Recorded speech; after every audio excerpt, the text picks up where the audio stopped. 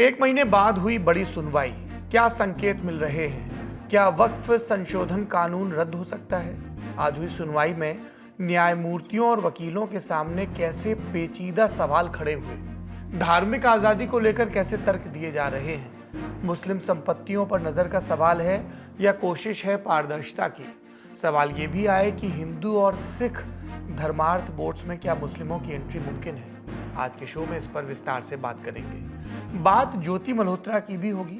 Digital सबूतों और diary के पन्नों से नई बहस उठी कि क्या उन्हें फंसाया जा रहा है या फिर वो पाकिस्तानी खुफिया एजेंसी के पेरोल पर थी। और जाते जाते बात प्रोफेसर महमूदाबाद के केस की भी होगी। वकील अब क्या कह रहे हैं, क्या सुप्रीम कोर्ट से राहत मिलेगी? हाल जानेंगे देश के उन इलाकों का भी जो बाढ़ और जल भराव से जूझ रहे हैं, और श्रद्धांजलि अर्पित करेंगे उन वैज्ञानिकों को जिनकी देह गुजर गई। नमस्कार, सौरभ द्विवेदी नाम है हमारा और आप देखना शुरू कर चुके हैं Lallan top show. Brought to you by Sonata, American Pistachios and Candid.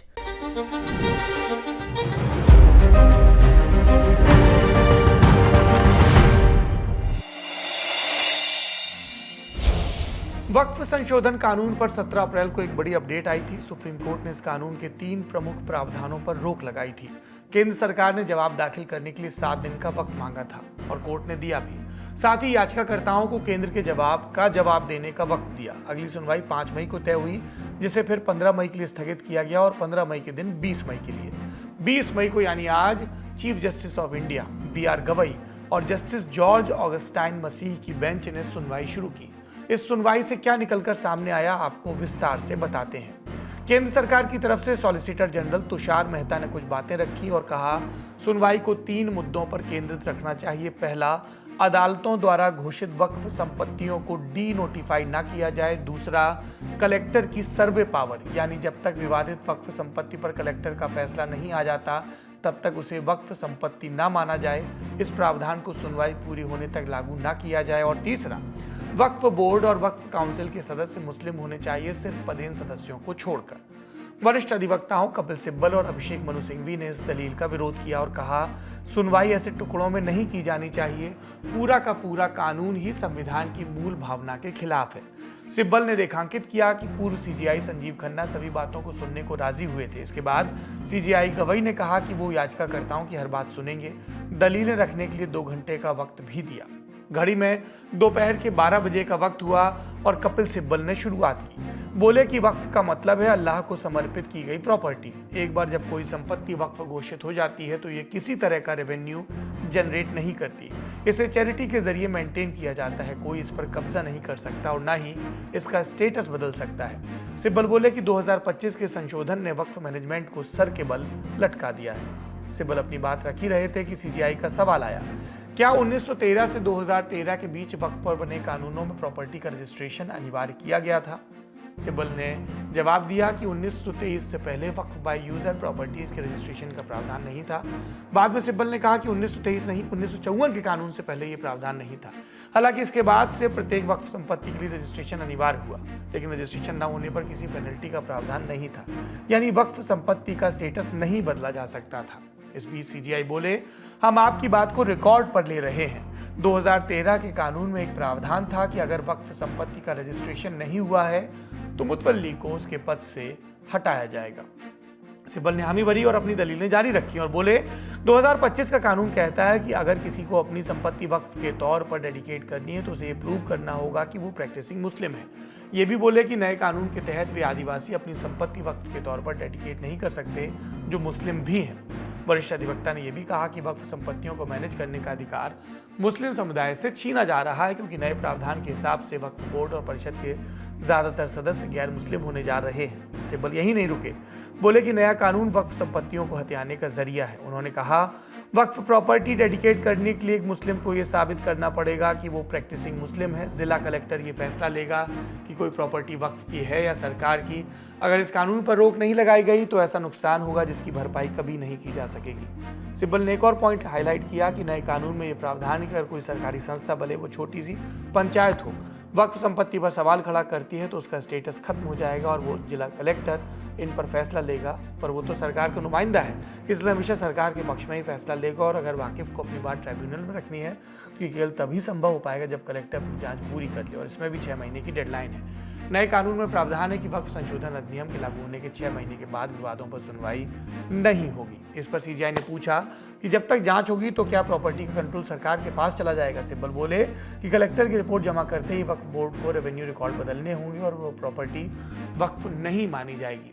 Sibal ने नए कानून की धाराओं 3C और 3R का हवाला दिया और कहा कि अगर कोई व्यक्ति किसी वक्फ संपत्ति पर आपत्ति जता देता है तो कलेक्टर की रिपोर्ट आने तक उसे रजिस्टर नहीं किया जा सकता, और अगर प्रॉपर्टी रजिस्टर नहीं तो वाकिफ ट्राइब्यूनल भी नहीं जा सकता। ये तो मुस्लिम समुदाय के अधिकारों को पूरी तरह से कुचल देना है। सिब्बल दलीलें दे रहे थे और हो गया लंच ब्रेक। लंच के बाद फिर से सुनवाई हुई। सिब्बल बोले कि नए कानून में कुछ ऐसे प्रावधान हैं जिन पर संसद में चर्चा ही नहीं हुई और ना ही ज्वाइंट पार्लियामेंट्री कमेटी के सामने इन्हें पेश किया गया। वोटिंग से कुछ देर पहले ये प्रावधान डाले गए, मसलन 3D और 3E। 3D 5 साल तक प्रैक्टिसिंग मुस्लिम वाले प्रावधान से जुड़ा है। इसके बाद सिब्बल ने फिर से वक्फ बोर्ड और काउंसिल में गैर मुस्लिमों को शामिल किए जाने की बात उठाई और कहा पिछले कानूनों में इस तरह के प्रावधान नहीं थे। वहीं हिंदू और सिख धर्मार्थ संपत्तियों को उन्हीं धर्मों के लोग मैनेज करते हैं। धर्मनिरपेक्षता का मतलब है कि धार्मिक समुदाय अपने मसलों को अपने ढंग से मैनेज करे। सिब्बल ने पूछा वक्फ बोर्ड में दूसरे धर्म के लोग क्यों होने चाहिए। इस दौरान बेंच में शामिल जस्टिस जॉर्ज ऑगस्टाइन मसीह ने पूछा कि वक्फ बोर्ड और काउंसिल के सदस्य गैर मुस्लिम हो सकते हैं या होंगे ही। सिब्बल से जवाब मिला होंगे ही। याचिकाकर्ताओं की तरफ से पेश हुए एक और वरिष्ठ अधिवक्ता राजीव धवन ने इस दलील पर जोर दिया और कहा कि धर्मार्थ संपत्तियां किसी भी धर्म का प्रमुख पहलू है। अगर किसी धर्म से उसकी संपत्तियों और इन्हें मैनेज करने का अधिकार छीन लिया जाएगा तो ये खत्म होने लगेगा। वक्फ संशोधन कानून भारत की धर्मनिरपेक्षता पर सवाल खड़े कर रहा है। इसके बाद बारी थी अभिषेक मनु सिंघवी की। वरिष्ठ अधिवक्ता बोले कि नया कानून वाकिफों और मुस्लिम समुदाय के लोगों को सरकारी दफ्तरों और अदालतों की चक्कर कटवाना चाहता है। किसी से उसके धार्मिक मत का सबूत मांगना संविधान के अनुच्छेद 15 का उल्लंघन है। वक्फ बाय यूजर वो संपत्तियां जो बरसों से चली आ रही हैं, उनमें से ज्यादा रजिस्ट्रेशन मौजूद नहीं है। जैसे ही इन संपत्तियों पर जिला कलेक्टर कोई फैसला लेगा, चुनौती देने वालों के पास कोई कानूनी विकल्प नहीं बचेगा। सिंघवी ने केंद्र सरकार की उस दलील का भी विरोध किया जिसमें कहा गया था कि 2013 से 2024 के बीच वक्फ संपत्तियों में 116% का उछाल आया। बोले सरकार अपने पोर्टल में वक्फ संपत्तियों को अपडेट कर रही है और इस डेटा को अतिशयोक्ति के साथ पेश कर रही है। देश में अभी करीब 8 लाख वक्फ संपत्तियां हैं जिनमें से लगभग आधी वक्फ बाय यूजर है। इसके बाद बहस प्राचीन स्मारकों की तरफ मुड़ी। याचिकाकर्ताओं की तरफ से पेश हुए वरिष्ठ अधिवक्ता हुजैफा अहमदी ने अपनी बात रखी और कहा अगर किसी प्रॉपर्टी को संरक्षित स्मारक का दर्जा मिला है तो उसे वक्फ संपत्ति नहीं माना जाएगा। इस स्थिति में तो बहुत सारी मस्जिदों का वक्फ दर्जा खत्म हो जाएगा। लोग वहां जाकर अपने धार्मिक क्रियाकलाप पूरे नहीं कर पाएंगे। ये संविधान के अनुच्छेद 25 और 26 का उल्लंघन है। इसी पॉइंट पर सिब्बल ने कहा कि 1904 का एंशिएंट मॉन्यूमेंट प्रिजर्वेशन एक्ट कहीं भी ये नहीं कहता कि ये लोगों की धार्मिक आज़ादी में दखल देना चाहता है, लेकिन वक्फ संशोधन कानून ऐसा करना चाहता है। याचिकाकर्ताओं की दलीलें जारी रहीं और घड़ी में लगभग 4:30 बजे का वक्त हो गया। इसके बाद बेंच उठ गई इस वादे के साथ कि सुनवाई अगले दिन भी जारी रहेगी। हमने आपके सामने सुनवाई के मुख्य बिंदु रखे। बारीकों को समझने के लिए चलते हैं साथी पत्रकारों और विद्वानों के पास। बहस तो बहुत देर चली। 5 वकीलों ने अलग अलग एंगल से अलग अलग चीजों पर अपनी बातें फोकस रखी। कपिल सिब्बल ने यह कहा कि यह कानून पूरी तरह से वक्फ की संपत्तियों को हड़पने का, उन पर कब्जा करने का, सरकारी कब्जा करने का, उनको वक्फ से छीनने का एक कुत्सित प्रयास है। ये ऐसा है कि जो प्रक्रिया ऐसी बनाई गई है जो कानून सम्मत तो लगे लेकिन वो न्याय सम्मत कतई नहीं कही जा सकती है। इसके साथ ही अभिषेक मनु सिंघवी ने भी अपनी दलीलें रखी, राजीव धवन ने भी अपनी दलीलें रखी और हुजैफा अहमदी ने भी अपनी दलीलें रखी। कुछ 5 वकीलों ने दलीलें रखी हैं जिस पर अदालत ने एक जगह ये जरूर कहा, वो टिप्पणी काफ़ी अहम है, कि ऐसी लोगों में धारणा है, मान्यता है कि संसद जो कानून बनाती है वो बिल्कुल सही रहता है। वो अपने हिसाब से जनप्रतिनिधि उस पर काफ़ी बहस करके कानून बनाते हैं, सोच समझ और विचार के साथ होते हैं। अगर उसमें कहीं खामी है तो आपको इस मुद्दे को मजबूती के साथ उठाना पड़ेगा, मजबूती के साथ रखना पड़ेगा। अब बुधवार को सरकार इस मामले पर प्रत्युत्तर देगी, यानी सरकार अपने हलफनामे में जिन चीज़ों से वो इस सिद्ध करना चाहती है, जो ये बताना चाहती है कि ये वक्फ कानून पूरे कानूनी प्रक्रियाओं के साथ है, किसी की वक्फ संपत्ति को हड़पने के नियत से नहीं लाया गया है, ये सिर्फ और सिर्फ वक्फ की संपत्तियों के बेहतर प्रबंधन के लिए लाया गया है, इसीलिए इसमें बाकी अन्य लोगों को, अन्य धर्मों के लोगों को भी जगह दी गई है। लेकिन इस पर याचिकाकर्ताओं की आपत्ति ये है कि किसी भी धर्म में उनके धार्मिक संस्थाओं का संचालन उस धर्म के मानने वाले लोग ही करते हैं। यानी कुल मिलाकर अब दोनों पक्षों की बहस बुधवार तक पूरी होने की उम्मीद है और उसके बाद मुमकिन है कि बुधवार के शाम तक, ये शाम से पहले इस मामले में कोर्ट फैसला रिजर्व कर ले और हो सकता है कि एक अंतरिम आदेश भी जारी करे। ये थी दिन की बड़ी खबर। बहस और दलीलों से साफ है कि ये मुद्दा पेचीदा होता जा रहा है। तर्क वितर्क से शायद कोई बेहतर समाधान निकले, खासकर इन सवालों पर कि क्या ये नया कानून बेहतर तरीके से वक्फ संपत्तियों को मैनेज कर सकता है और क्या ऐसा करते हुए मुस्लिम समुदाय के धार्मिक अधिकारों की रक्षा की जा सकती है। वक्त बीतने के साथ इनके जवाब मिलेंगे। फिलहाल हम बढ़ते हैं दूसरी बड़ी खबर की तरफ।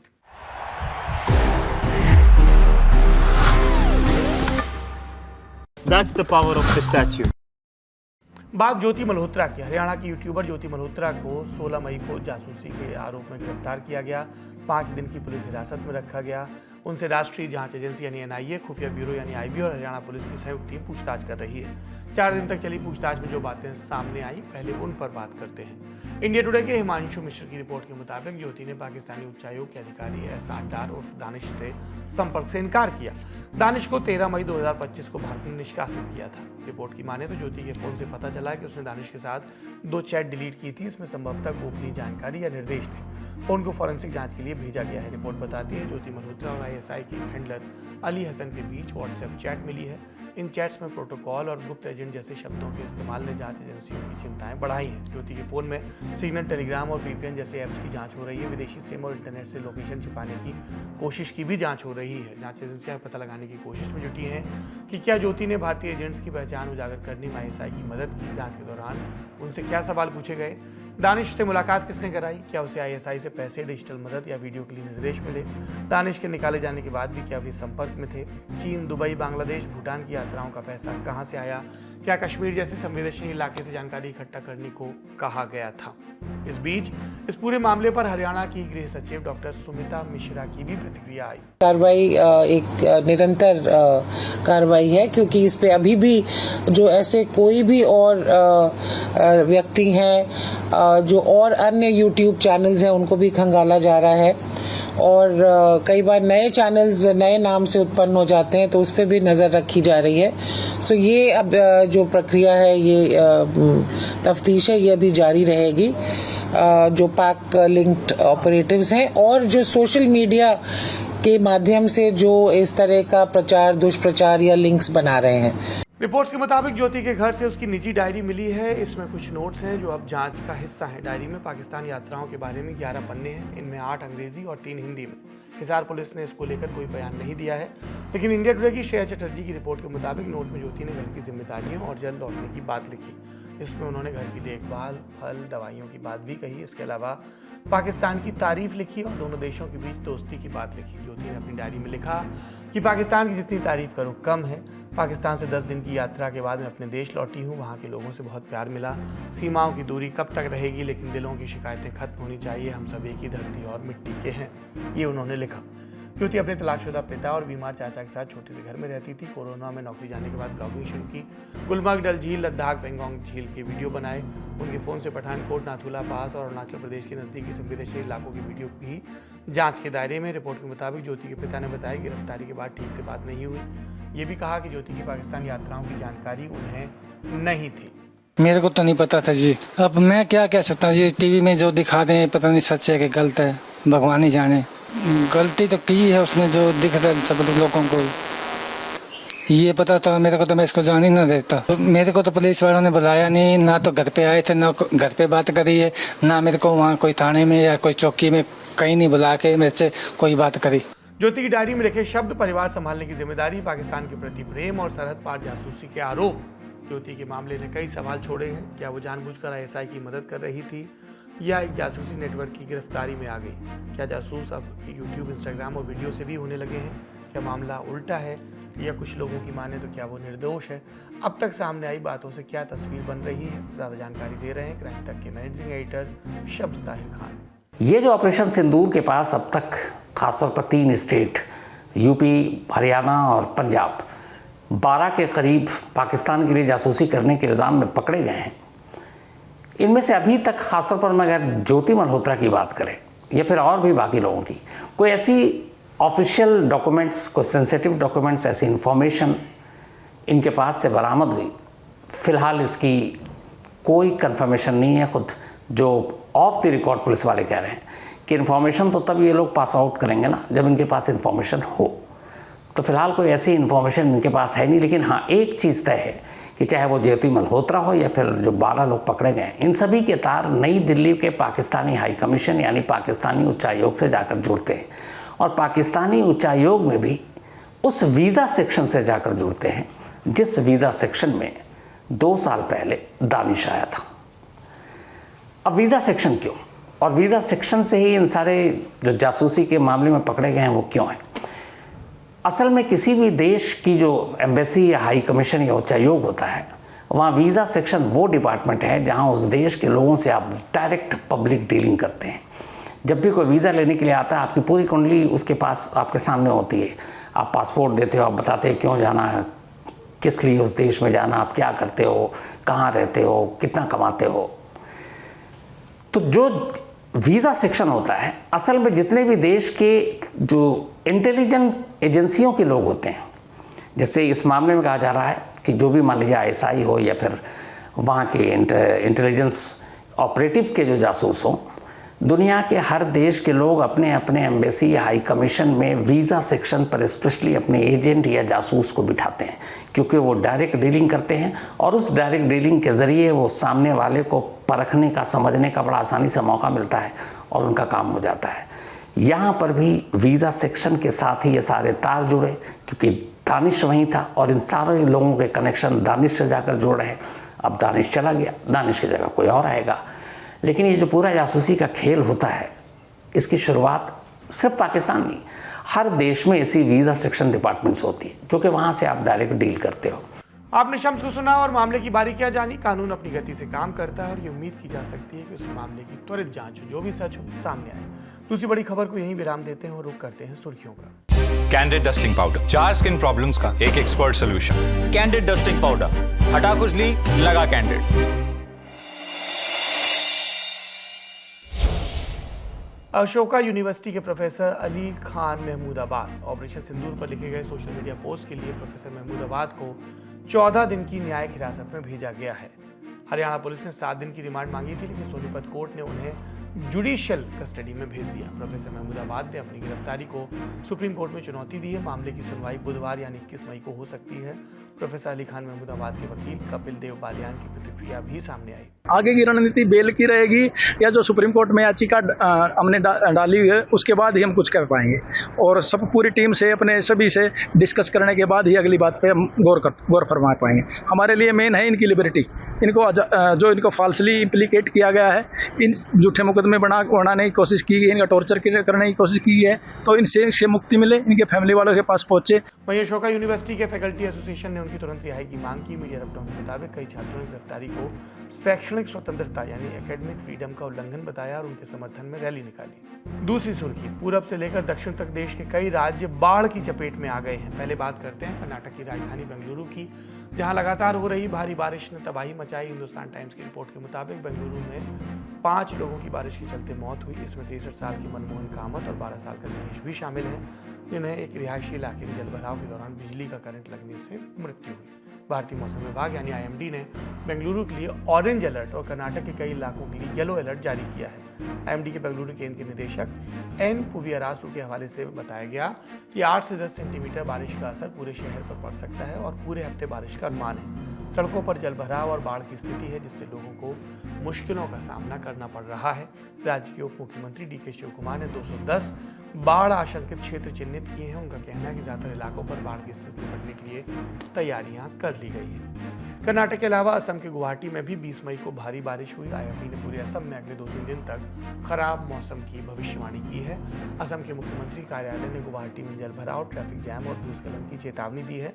लोगों से घर पर रहने और गैर जरूरी यात्रा से बचने की अपील की है। स्थानीय प्रशासन और मौसम विभाग मिलकर लोगों की सुरक्षा के लिए काम कर रहे हैं। वहीं तमिलनाडु के भी कई इलाकों में भारी बारिश हुई, जिसके चलते 3 लोगों की मृत्यु हो गई। आईएमडी ने बताया कि दक्षिण पश्चिम मानसून अगले 4-5 दिनों में केरल पहुंच सकता है। आमतौर पर इसकी आमद 1 जून तक होती है, लेकिन इस बार इसके हफ्ते भर पहले आने के संकेत हैं। बिजनेस स्टैंडर्ड में छपी रिपोर्ट के मुताबिक ये 16 बरस बाद होगा जब मानसून इतनी जल्दी पहुंचेगा। अगली सुर्खी का रुख करते हैं बात गोल्डन टेम्पल की। वहां एयर डिफेंस गन तैनात करने की अनुमति देने के दावे पर विवाद हो रहा है। सेना के air defence incharge lieutenant general Sumer Ivan D'Cunha ने दावा किया था कि पाकिस्तान के ड्रोन हमलों को नाकाम करने के लिए स्वर्ण मंदिर में सेना ने एयर डिफेंस गन तैनात किए थे। इसकी इजाजत खुद स्वर्ण मंदिर के मुख्य ग्रंथी ने दी थी, लेकिन अब स्वर्ण मंदिर प्रबंधन ने सेना के दावे का खंडन किया। शिरोमणि गुरुद्वारा प्रबंधक कमेटी यानी एसजीपीसी के अध्यक्ष एडवोकेट हरजिंदर सिंह धामी और एडिशनल हेड ग्रंथी अमरजीत सिंह ने लेफ्टिनेंट जनरल के बयान को चकित करने वाला और झूठा बताया। एसजीपीसी की तरफ से एक्स पर लिखा गया, श्री हरमंदिर साहब के हेड ग्रंथी यानी रघुवीर सिंह ने साफ किया कि सेना की कार्रवाई के दौरान वो विदेश यात्रा पर थे। उनके साथ बंदूकों की तैनाती के बारे में कोई बातचीत नहीं हुई और न ही श्री दरबार साहिब में ऐसी कोई घटना घटी। भारतीय सेना के दावों की जांच होनी चाहिए। भारत सरकार स्पष्ट करे कि सेना के अधिकारियों द्वारा इस तरह के बयान क्यों जारी किए जा रहे हैं।